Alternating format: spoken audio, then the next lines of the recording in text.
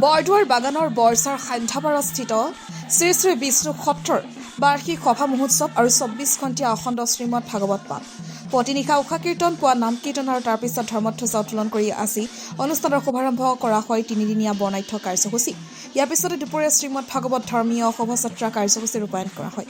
সন্ধিয়া ৰজাতৰা ধৰ্মীয় কৃষ্টি সমাজ বৰনামঘৰৰ নামাচাৰ্য সুমন দাসৰ নাম প্ৰসংগৰে প্ৰথম দিনৰ কাৰ্যসূচী সমাপ্তি। উল্লেখ্য যে উক্ত শ্ৰী শ্ৰী বিষ্ণু সত্ৰ 1972 চনতে স্থাপন কৰা হৈছিল। উক্ত সত্ৰখনক 2023 চনত অসম সত্ৰ মহাসভাই স্বীকৃতি প্ৰদান কৰিছিল। লগতে মহাসভাই বনজিৎ দেৱ ৰাভা নামৰ এগৰাকী যুৱকক সত্ৰাধিকাৰ স্বীকৃতি প্ৰদান কৰিছিল।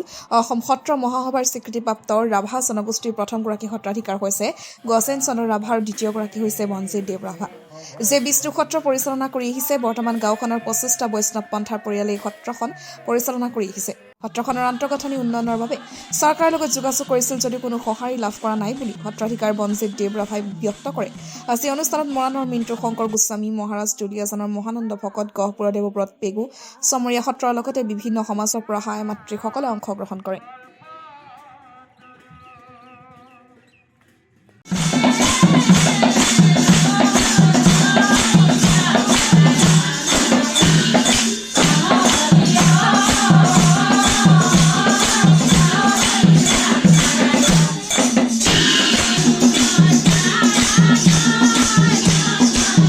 আমাৰ এই ঠাইখিনিৰ নাম হৈছে বৰঝাৰ সন্ধিয়াপাৰা আৰু আমাৰ সত্ৰখনৰ নাম হৈছে শ্ৰী শ্ৰী বিষ্ণু সত্ৰ।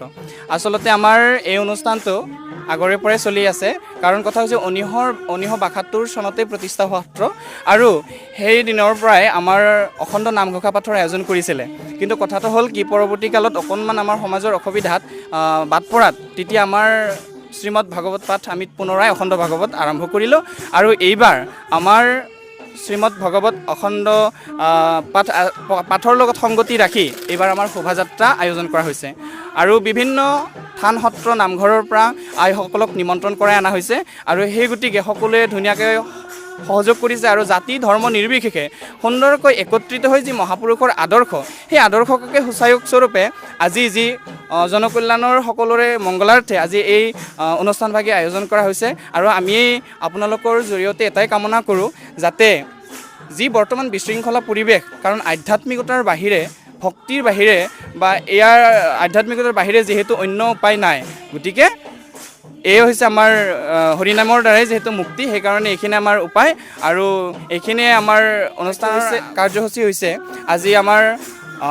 শ্ৰীমদ ভাগৱত শোভাযাত্ৰা আৰু লগতে আমাৰ অহাকালি হ'ব শ্ৰীমদ অখণ্ড ভাগৱত পাঠ আৰম্ভণি হ'ব আৰু পৰৱৰ্তী আৰু আমাৰ তৃতীয় দিনাখন আমাৰ মুকলি সভা আয়োজন হ'ব আৰু আমাৰ এখন স্মৃতি গ্ৰন্থ ইয়াতে উন্মোচনী হ'ব বিষ্ণু বৈভৱ বুলি আৰু আমাৰ এইখিনিয়ে কাৰ্যসূচী আৰু আমাৰ এই অনুষ্ঠানত গ্ৰন্থখন উন্মোচন কৰিবৰ কাৰণে আহিব কামৰূপ গ্ৰাম্যৰ উপায়ুক্ত মহোদয় আৰু আমাৰ এই অনুষ্ঠানত অকল মাত্ৰ স্থানীয় ৰাইজ নহয়, আমাৰ বিভিন্ন স্থানৰ পৰা ইয়াতে এই অনুষ্ঠানত অংশগ্ৰহণ কৰিছে। মৰাণৰ পৰা আমাৰ লগত আহিছে মিণ্টু শংকৰ গোস্বামী মহাৰাজ, দশনাম গোস্বামী আখাৰাৰ আৰু লগতে গহপুৰৰ পৰা আহিছে, তাৰপিছত আৰু লগতে লখিমপুৰৰ পৰাও আহিছে আৰু বিভিন্ন স্থানৰ পৰা আহি এই অনুষ্ঠানত অংশগ্ৰহণ কৰিছেহি আৰু সুন্দৰভাৱে এই অনুষ্ঠানভাগে আজি সাফল্যমণ্ডিত হয় শোভাযাত্ৰাখন। কৃষ্ণ।